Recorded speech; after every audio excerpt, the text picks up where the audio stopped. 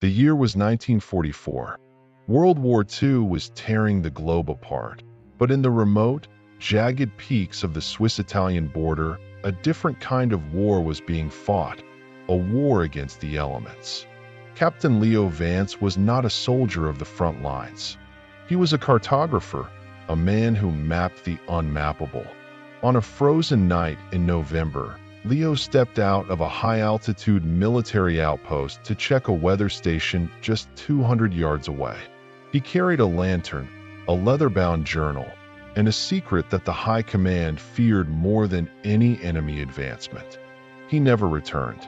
Search parties spent weeks scouring the glaciers. They found nothing.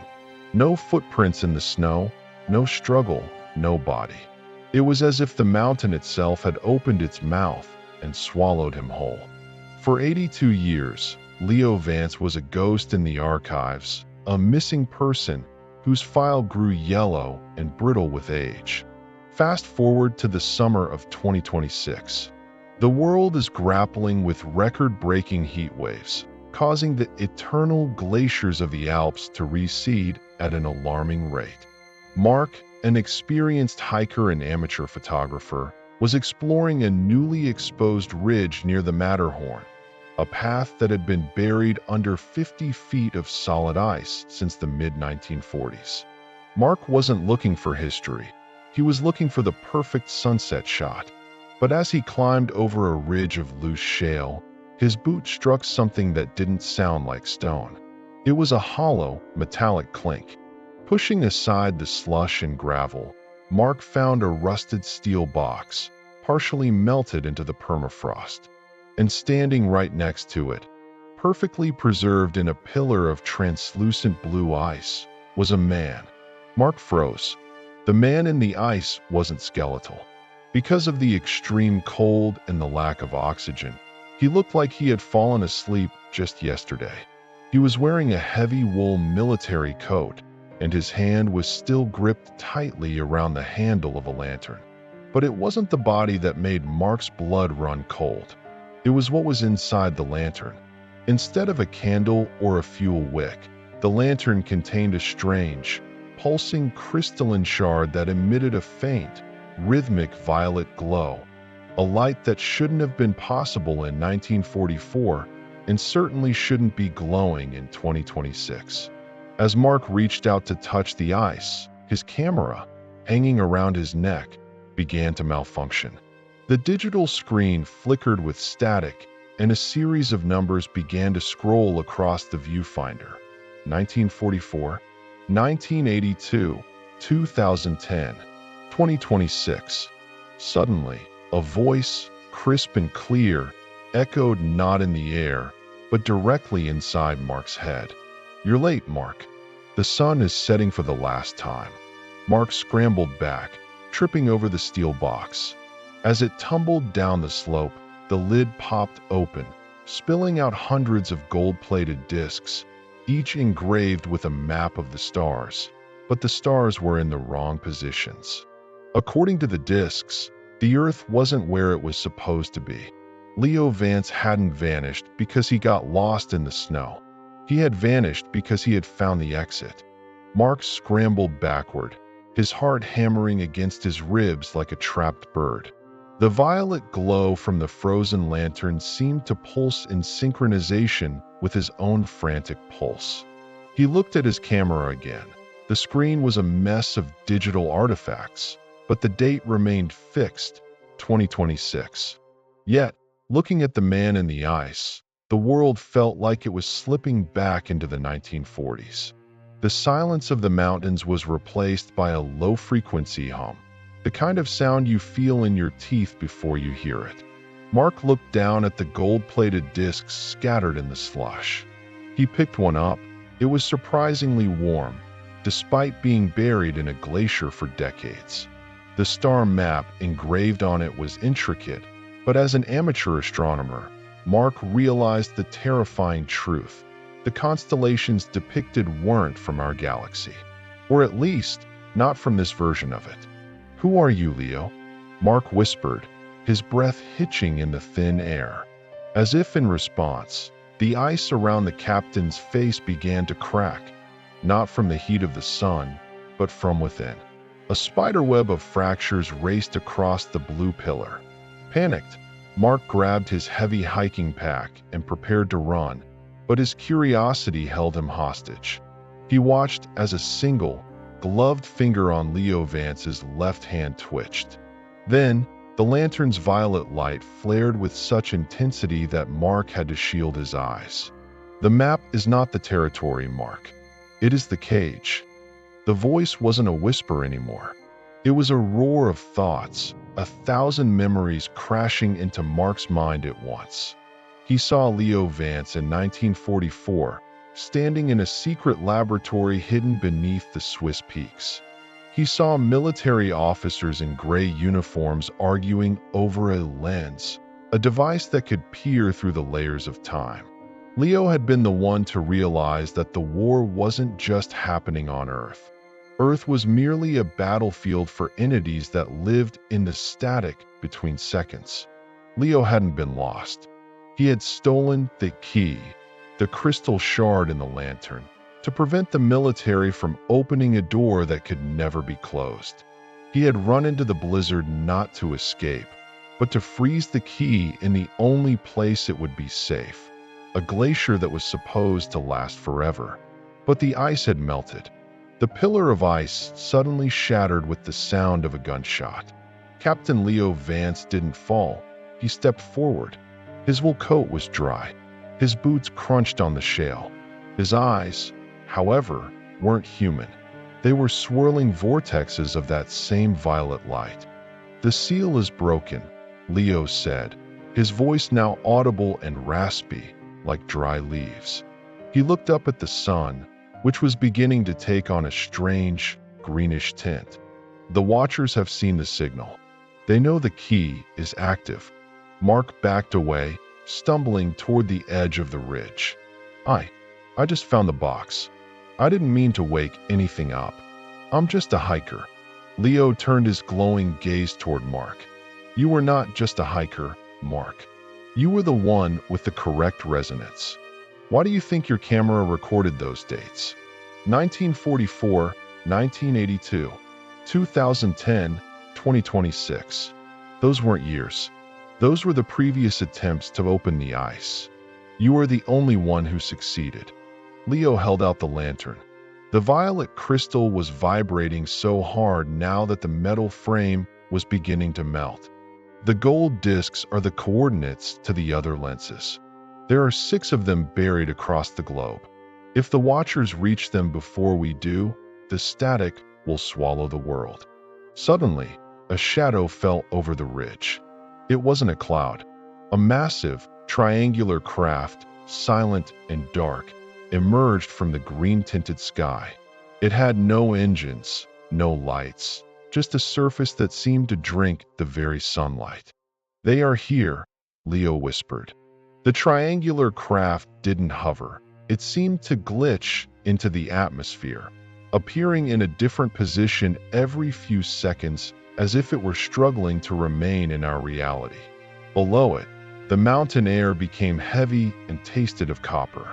Mark felt the hair on his arms stand up as the triangular shadow cast a beam of anti-light, a column of pure darkness, onto the glacier just yards from where they stood. "What is that thing?" Mark yelled over the rising hum. "A harvester," Leo replied, his voice calm yet hollow.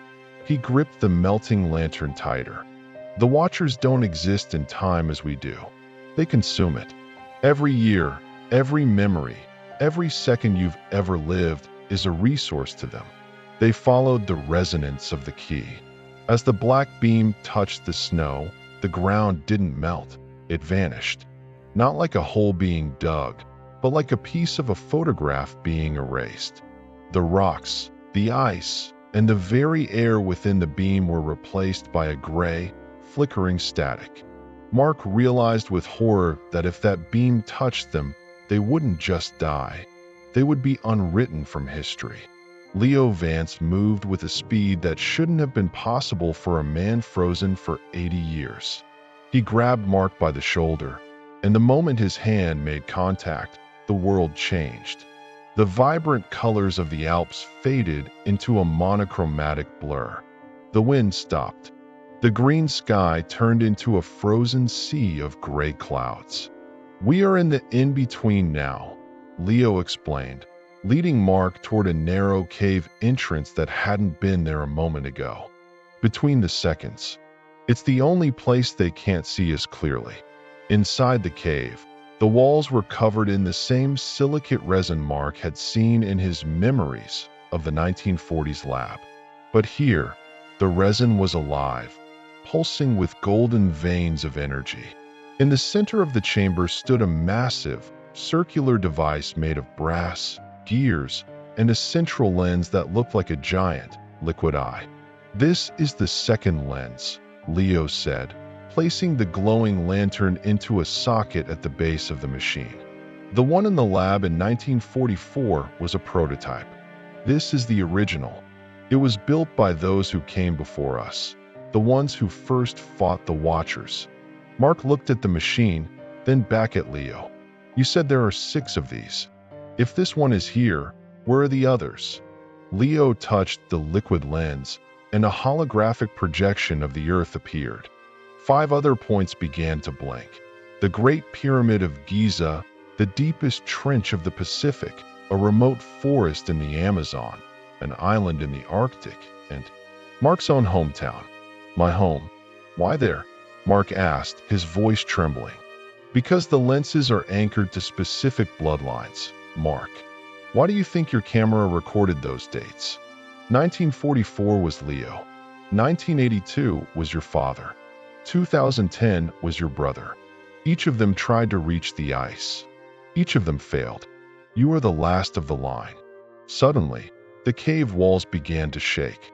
The static was leaking in. The gray void was eating through the silicate resin.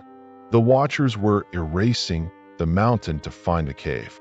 "There's no time left for explanations," Leo said, his violet eyes flashing. "The lens needs a pilot. I am the battery, but you are the navigator. You have to step into the eye." "Into the liquid?" Mark stepped back. "I'll drown." "You won't drown in water, Mark. You'll drown in possibility. You must reach the other lenses before the harvester erases the anchors. If you fail, 2026 will be the last year humanity ever records." Outside, a massive silver limb, looking like a jagged shard of a mirror, punched through the roof of the cave. The Watchers had found them. With a final, desperate look at the vanishing world of the Alps, Mark closed his eyes and lunged into the liquid lens. He didn't hit a surface. He fell into a sea of stars that tasted like lightning. The sensation of falling didn't stop. Mark wasn't moving through space, but through a vertical tunnel of human history. Faces flickered past him, thousands of them, all screaming in silence. He saw his brother in 2010, standing on this very mountain, his hand inches away from the ice before a sudden blizzard swept him away. He saw his father in 1982, staring at a military map with the same gold discs in his hand, his eyes filled with a weight he could never explain to his family. Then, the stars vanished, and Mark slammed into a hard, cold surface. He gasped, his lungs burning with the smell of rain and old stone. He wasn't in the Alps anymore. He was standing in the middle of a town square that looked hauntingly familiar. It was his hometown, but it was wrong. The buildings were there, the familiar clock tower was there, but the sky was a bruised, swirling purple, and the streets were filled with a thick, gray mist that didn't move with the wind. "Mark," he spun around. Standing near the fountain was a man in a worn-out hiking jacket. It was his brother, David, who had gone missing 16 years ago. He looked exactly as he did the day he left, not a day older. "David, is that really you?" Mark took a step forward, but his feet felt heavy, as if he were walking through waist-high water.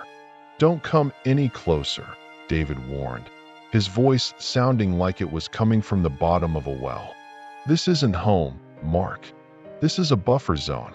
The Watchers haven't erased this place yet because they're using our memories to anchor the fifth lens here.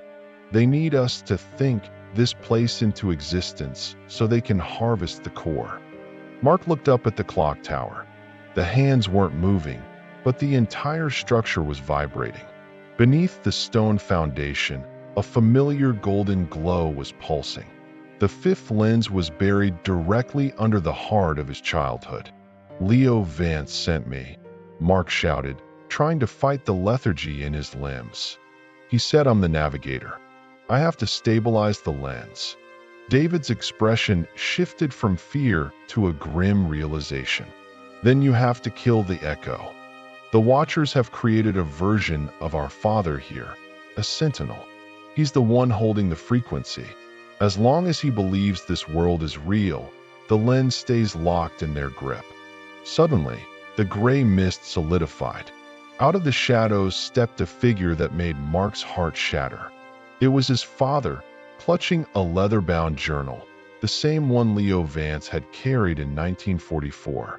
But his father's face was a blank slate of gray static, his eyes replaced by the flickering violet light of the key.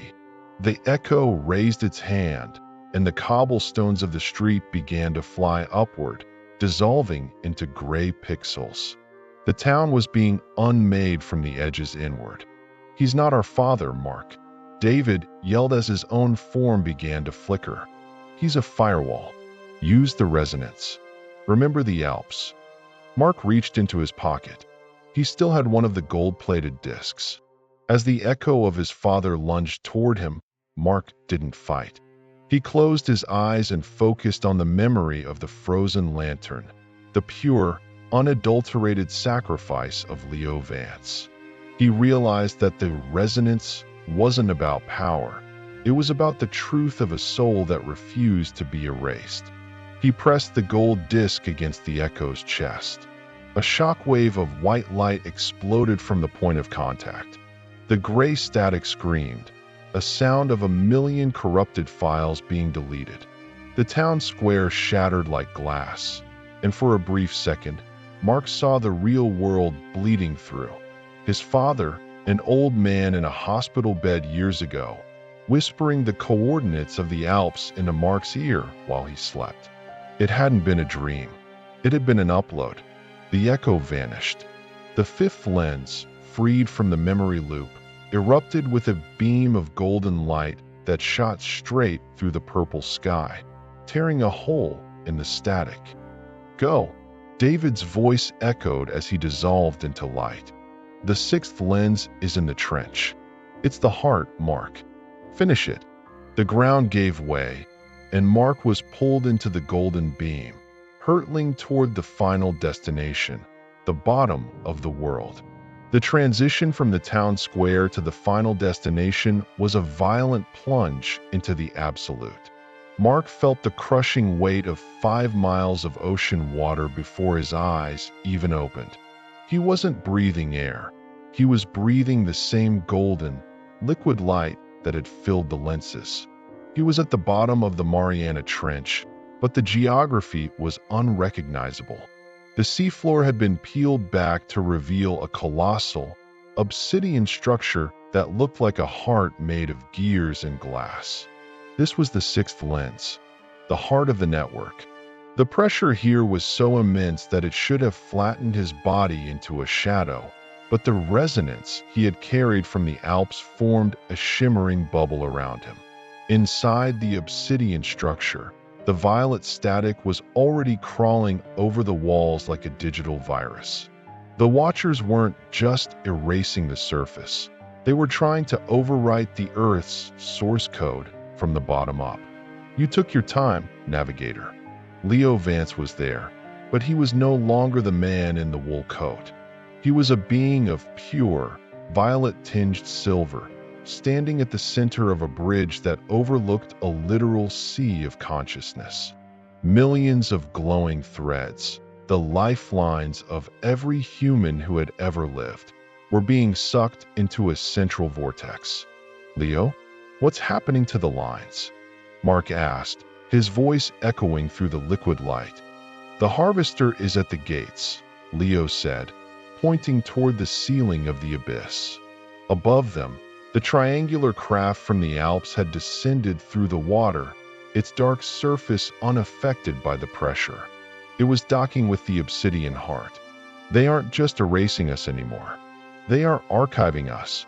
They're turning our history into a compressed file to be stored in their void. If they finish the download, the year 2026 will never have happened. You, your father, your brother, you will be ghosts in a machine that never turns on. Mark looked at the central console of the heart. It was a massive plate of solid gold, covered in the same star maps he had seen on the discs. But there was a gap in the center, a hole shaped exactly like the rusted lantern Leo had carried. The key, Mark realized. We need the crystal. The crystal is gone, Mark, Leo said, his silver form flickering. The Watchers took it when they erased the mountain. They think they've won. They think the spark is in the crystal. Leo stepped closer, his hand touching Mark's chest. But they don't understand the architects. The crystal was just a battery. The real spark is the one thing they can't simulate. The sacrifice of a descendant who knows the cost. Suddenly, the obsidian heart shuddered. A black beam shot down from the triangular craft, beginning to overwrite the golden threads. People across the surface of the earth, thousands of miles above, were likely forgetting their names, their families, and their very existence at this moment. I have to become the key, Mark whispered, the realization hitting him with the force of a tidal wave. That's why David was there. That's why my father stayed in the loop. It wasn't about finding the safe or the trench. It was about the bloodline being the final bridge. If you do this, Mark, you won't be a hiker anymore. You won't be a man. You will be the frequency that holds this reality together, Leo warned. You will be the silence that the Watchers cannot hear. The dark craft above began to pulse, a final delete command vibrating through the water. The violet static was inches away from the obsidian core. Mark looked at the star maps one last time. He saw the coordinates for a home that wasn't on any map, a place where the static couldn't reach. Do it, Mark said, his voice steady. Leo Vance smiled, a human expression on a silver face, and vanished into a cloud of violet dust. Mark stepped into the central console. As his body touched the gold plate, the obsidian heart didn't just glow, it screamed. A pillar of pure, unadulterated white light erupted from the bottom of the trench, shooting upward through the 5 miles of water, through the triangular craft, and straight into the green-tinted sky. The download was interrupted. The archive was breached. But as the light consumed him, Mark felt the static fighting back. A massive, jagged silver limb, the arm of a Watcher, reached through the light, grabbing the obsidian heart. It was trying to pull the entire planet into the void with it. The collision of worlds was no longer a metaphor. As the Watcher's jagged limb gripped the obsidian heart, the earth itself seemed to groan. This static wasn't just a visual glitch anymore.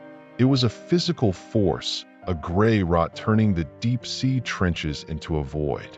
Mark, now suspended at the center of the pillar of light, felt his consciousness stretching across the entire planet. He wasn't just in the Mariana Trench. He was in the Alps, in the town square, and in the minds of 8 billion people who were about to be forgotten. The Watcher's grip tightened, its silver surface reflecting the terrified faces of the archive. It was trying to drag the Earth's core into the void between seconds, where it could harvest humanity's history for eternity. You are a drop of water trying to stop an ocean, the Watcher's voice boomed, a sound of grinding glass and cold static. The harvest is inevitable. Your history is a record of chaos. We will bring you order. We will bring you silence. But Mark didn't answer with words. He answered with the spark. He channeled every memory his bloodline had preserved.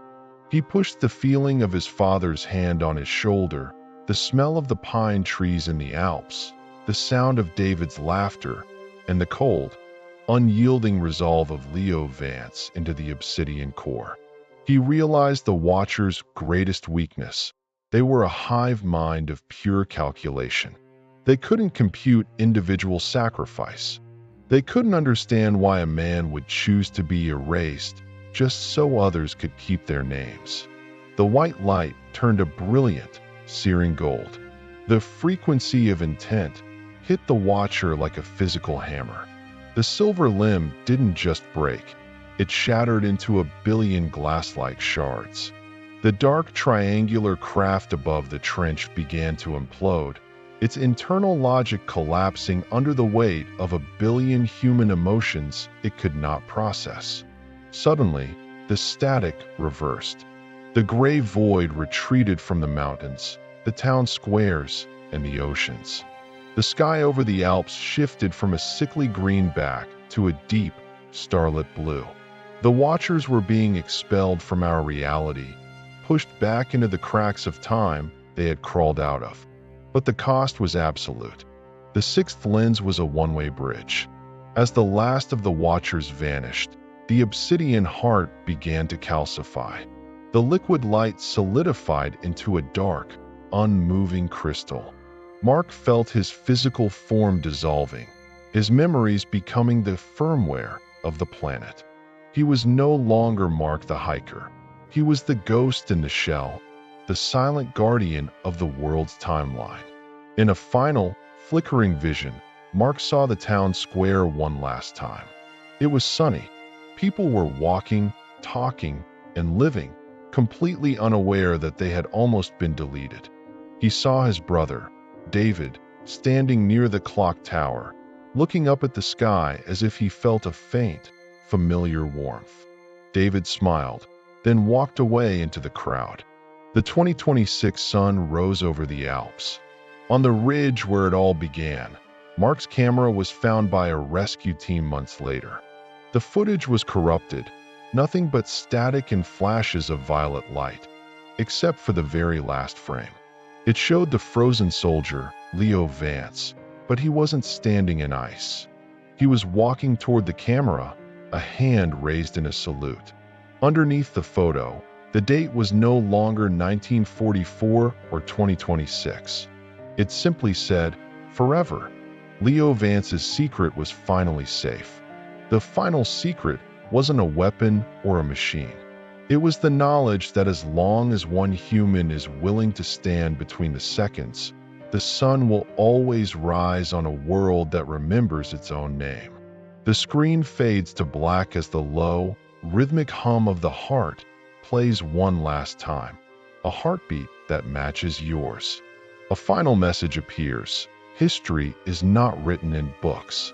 It is written in the blood of those who refuse to be forgotten.